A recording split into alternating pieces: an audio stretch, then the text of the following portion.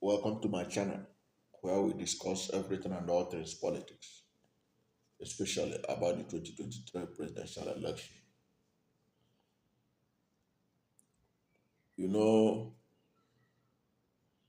that the supporters of Nigeria's Ahmed declared president-elect, Asiwaju Bola Ahmed Tinubu,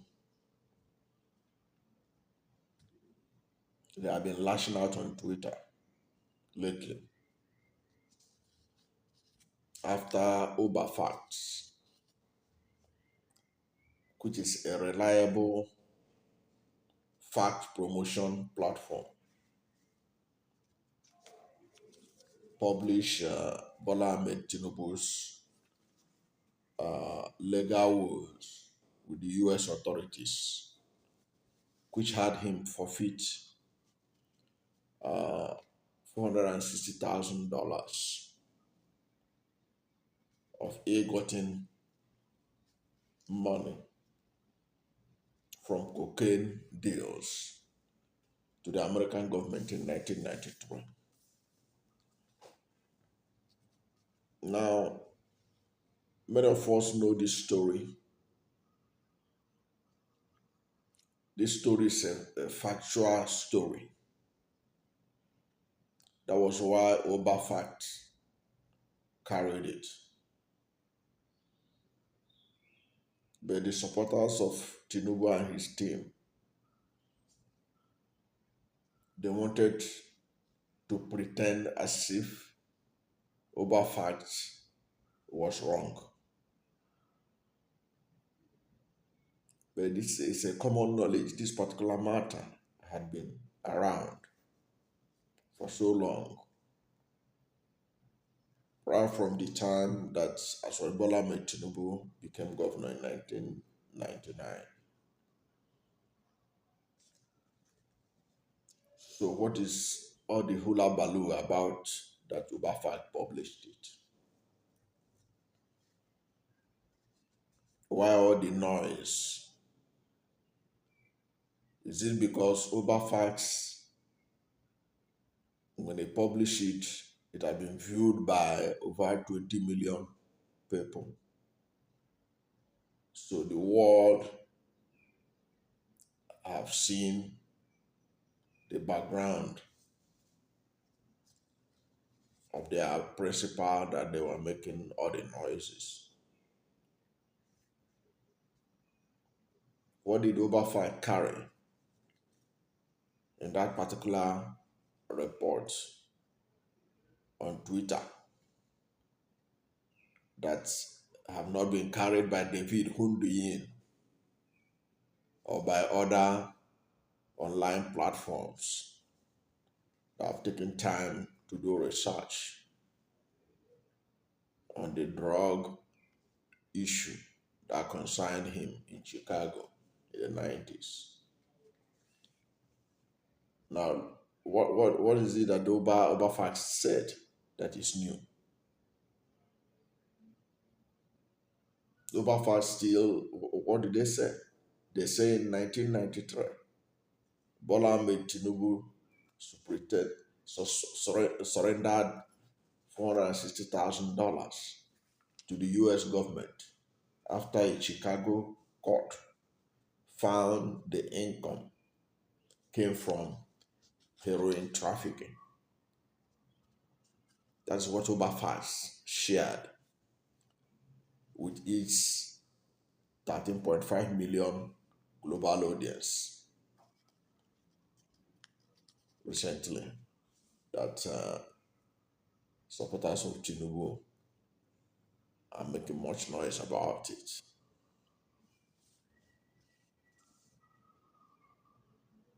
And they began to demarcate UberFacts, calling it a junk site. And to make matters even worse for the Nigerian supporters of Tinubu, the UberFacts attached an article from People's Gazette that detailed the Tinubu's criminals alleged criminal runnings with the foreign authorities. So if they have any issue, why don't they have issue with People's Gazette?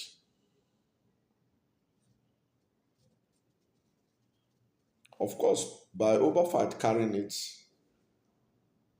in its Twitter handle,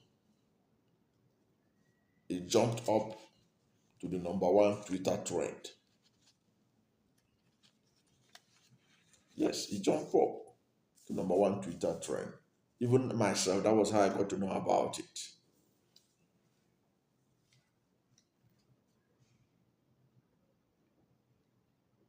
Because they know that this is damaging. The Tinubu team, the hierarchy members of the team, it took them time to respond to the UberFacts matter. They kept quiet to monitor the situation. It was the low-level supporters. Because if you look at it, people like Festus Keyamo, Bayo Nanoga, Dela Aleke, uh, Femi Fane Kayode, they pretended as if they were not aware of its existence when it was trending. Perhaps they were digging to know much about UberFacts.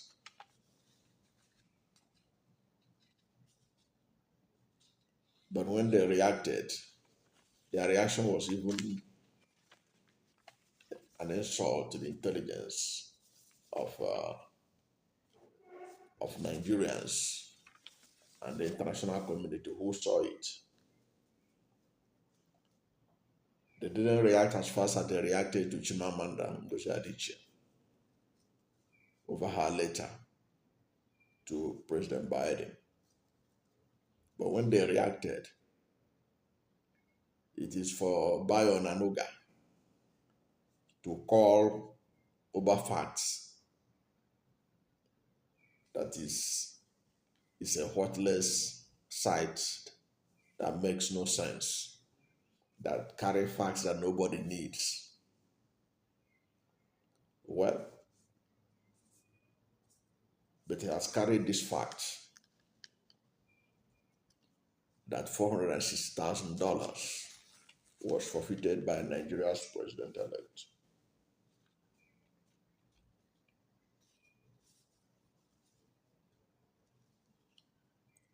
Then they went on to accuse UberFacts of being a propaganda platform,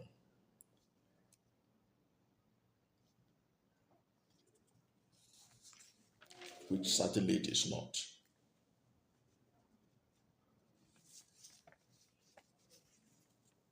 Because despite whatever they had to say, they can't deny the fact that the satisfied true copies of Tinubu's alleged forfeiture are already in public domain. They're already in public domain. I told you for long. David Hundiyin published it. There is a lawyer that has filed a case on it and gotten the certified true copies of uh, alleged indictment from the Chicago court. Okay?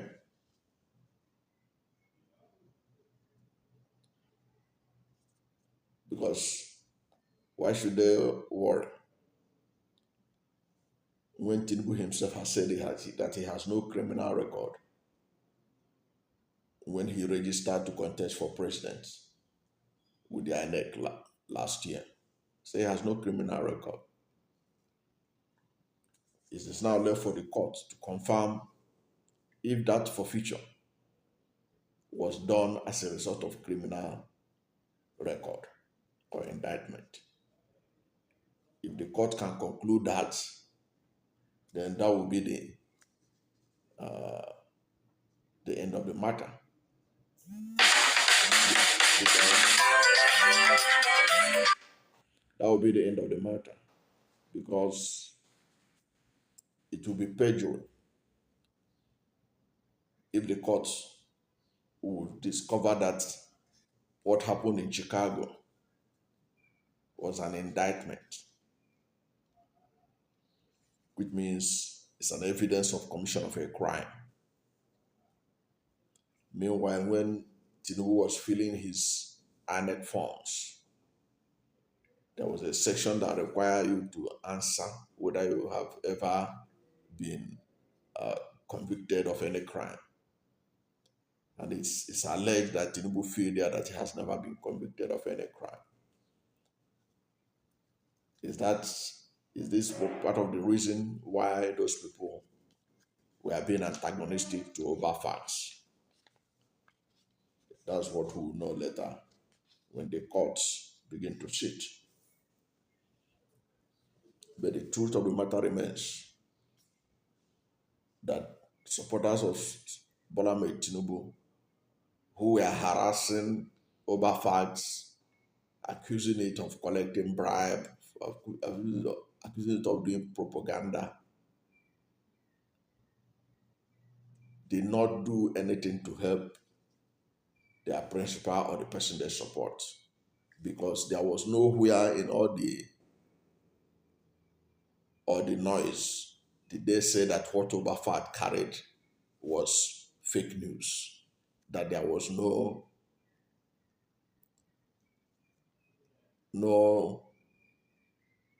confiscation or submission of $460,000, no forfeiture. They could not deny the fact that there was forfeiture of $460,000 to the United States government. That would have made much sense if that was what they were out for. But that was not what they did. They could not convince anybody or say anything to that effect. The only thing is that they were angry that the matter was brought to the international community.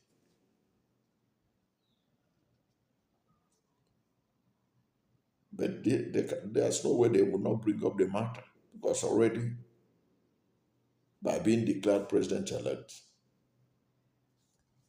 Tinubu is already an international figure. To be declared president-elect of 200 and something million people, the largest black nation in the world, he has to come under scrutiny. And UberFacts has done his part. But one of the most laughable conclusion of it was what Bayo Nanoga said.